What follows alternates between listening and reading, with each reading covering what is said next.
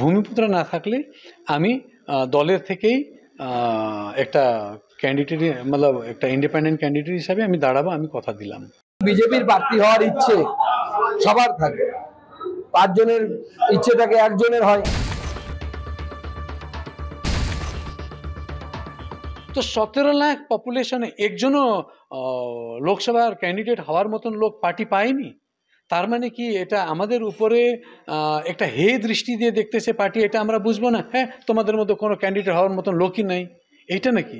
না না, ওনারা এই ঢাকনা পাঠাচ্ছেন, এই দুইটার মধ্যে একটা। লোকসভা ভোটে দার্জিলিংয়ে বিদায়ী সাংসদ রাজু বিস্টকে ফের প্রার্থী করেছে বিজেপি। আর রবিবার রাতে প্রার্থী ঘোষণার পরই বেঁকে বসলেন কার্শিয়াংয়ের বিজেপি বিধায়ক বিষ্ণুপ্রসাদ শর্মা। এবার নির্দলের হয়ে দাঁড়ানোর ঘোষণা করলেন তিনি। তবে কি লোকসভা ভোটে পাহাড়ে বিজেপির কাঁটা হয়ে দাঁড়াবেন বিষ্ণুপ্রসাদ?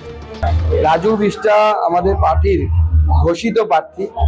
তিনি বিগত দিনে কি কাজ করেছেন এবং কেন্দ্র সরকার শিলিগুড়ি সহ পাহাড়ের জন্য যে বিপুল পরিমাণ অর্থ ব্যয় করেছে, পাটডোগরা এয়ারপোর্টের উন্নতিকরণ, এলিভেটেড রোড, দ্বিতীয় কোঅর্ডিনেশন সেতু থেকে শুরু করে এর আগে কোনো সরকার করেনি।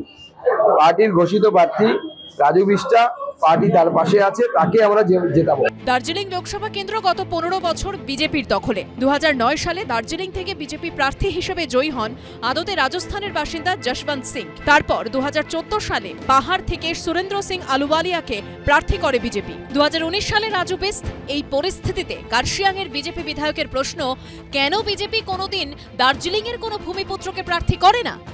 আলাদা রাজ্যের ডিমান্ডে আমি রাজনীতিতে এসেছি, আর বিজেপিতে আমি আসলাম এই জন্য যে বিজেপি আমাকে প্রতিশ্রুতি দিয়েছে যে আপনাদের যে ডিমান্ডটা আছে এটা আমরা পূরণ করব, ঠিক আছে। তো পরপর ওই আশায় আমরা 15 বছর ধরে 3টা এমপি এখান থেকে জেতায় পাঠাইলাম, কিন্তু যত সাংসদ বাইরে থেকে আসেন সবাই আমাদের ইস্যুর মধ্যে ওই ঢাকনার কাজ করেছে।